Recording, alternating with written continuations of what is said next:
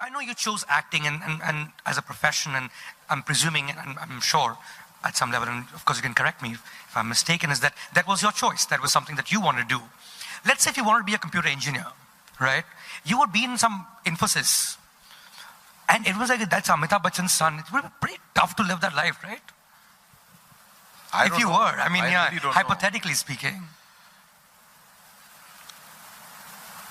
Okay, I mean, I guess. Yeah. I guess. I've never, you know, people ask me these kind of questions and I never have a good enough answer. It's a huge bane to my existence. You know, when I keep saying that, why can't I come up with a good answer that, oh, what if you were doing something? How would it? I really don't know. But you were a fanboy yourself. Absolutely. Always. Absolutely. Always and all. Always. But of his screen image. At home, he was dad. Okay. And that credit has to go to my mother. You know, she never allowed us to. He was dad. So, you know, that's what he was. But yeah, as film watchers, huge fans. Huge. I mean, I used to love going on his film set and just hanging out there all day with him. And he used to love me coming and hanging with him. It was great. I mean, it's a wonderful childhood to have if this is the profession you want to be in. I mean, can you imagine? I grew up on the film set of Prakash Mehra and Yash Chopra and Manmohan Desai. I mean, you're privileged. It's a blessing, man. How many actors get to do that? Right.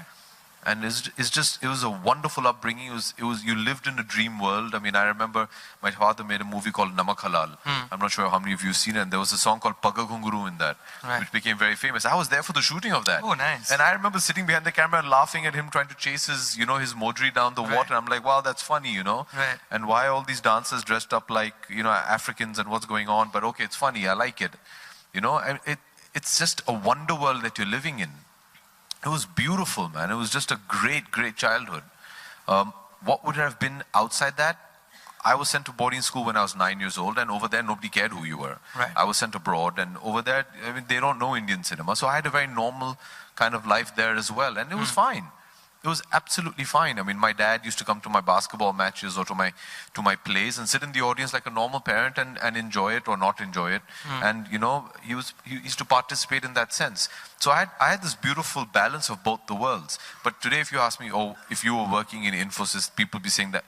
I think they'll say it once, they'll say it twice, and then it's fine. Very bored of it, right? Yeah. But as a personality, you've said this before, Abhishek, that you're actually closer to your mum, and that Amitabh Bachchan is a loner.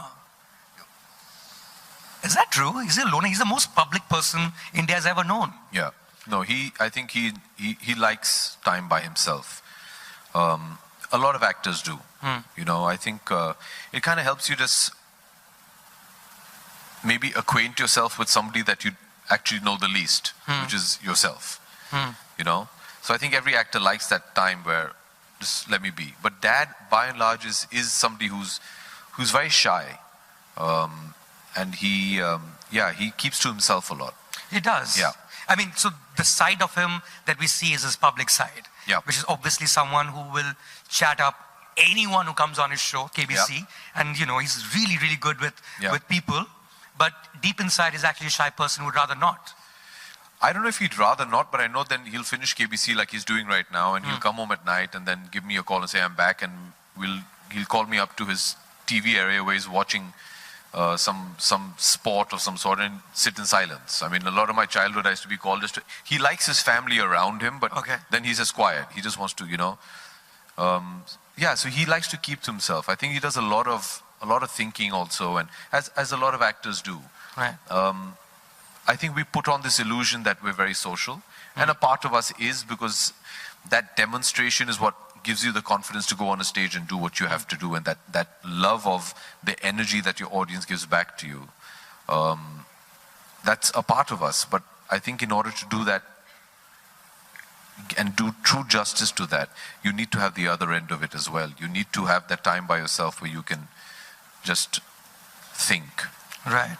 And to preserve that energy, right? Because you're constantly... Yeah, it's tough. Right. I mean, another person I've seen who does that, who I think is just brilliant as a public persona, is Shah Rukh. If you see Shah Rukh at home, he'll be sitting in a corner reading a book. He's immensely shy. You know, so I see that a lot. I see a lot of actors who need that time off. I mean, you could come back from work, you spend time with the family, but then you need that 1-2 hours. You're just by yourself and your thoughts, and, you know, just think about what you need to do, how you're doing it, or possibly just observe a certain thing, or you need that time by yourself. Right. And you are more like your mom? Yes. My mom is more extroverted than my father. Okay. So yeah, I would say I'm more, even as an actor, I'd say I'm more like my mom. Yeah. Right. Questions from the audience?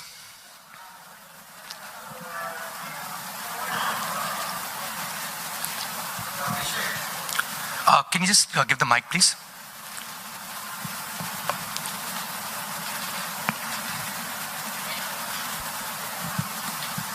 Abhishek, I have been observing you over the period of years, you have been doing some wonderful films, some good films. But one film was their Guru. And you did tremendous job. Thank you. Tremendous job. Thank you. And I just don't know, you are cut out for, you have got a personality character, you are cut out for some lovely biopics. So have you ever thought about it? Okay, there could be some other subjects also where you should work upon it.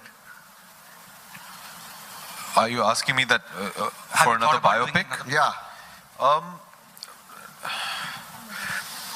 I think, no, I've not really thought specifically like that. But if a film like that came around, which I thought was inspirational, I'd love to do it. I've never been averse to any kind of film. But I've not specifically thought that, oh, here's a biopic and I must do a biopic. The film has to be exciting to do.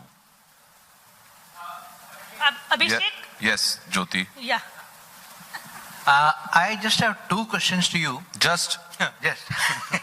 Number one is, were you not Just the gentleman asking me a question is Mr. Jyoti Venkatesh. He's one of the most senior journalists we have. I was literally born in front of him, and he's been asking me 2 to 5 questions since I was born. So it's... Yeah. Since you were born, no. No, seriously, ask him. Really? He was one of the guys when I was a production boy, was there as part of the press junket. He's seen me as a kid. I'm not kidding. No, as in, like, he didn't go to the maternity ward. It's like, boss. No, I don't think he was at the maternity ward. I'm pretty sure he was standing outside Breach Candy Hospital, though. on the major sub sets? There, major sub there. My first film, yeah. Acha, Abhishek, I just want to get it from the horse's mouth, were you offered... Jyoti, you've just called me a horse. Were you offered Paltan by JP Datta, or did you say no to the offer when it came to you? Yes, I was offered Paltan, and I was doing Paltan, and I very sadly had to leave Paltan. And it's a decision which destroyed me. It really upset me having to take that decision. But there were certain circumstances which I could not get out of. And it destroyed me because JP Saab means the world to me. And not to be able to stand by him during this journey was something that really upset me. It was a tough, very difficult, one of the most difficult decisions I had to take in my professional career. And I feel very bad because I feel somewhere I kind of disappointed him and let him down.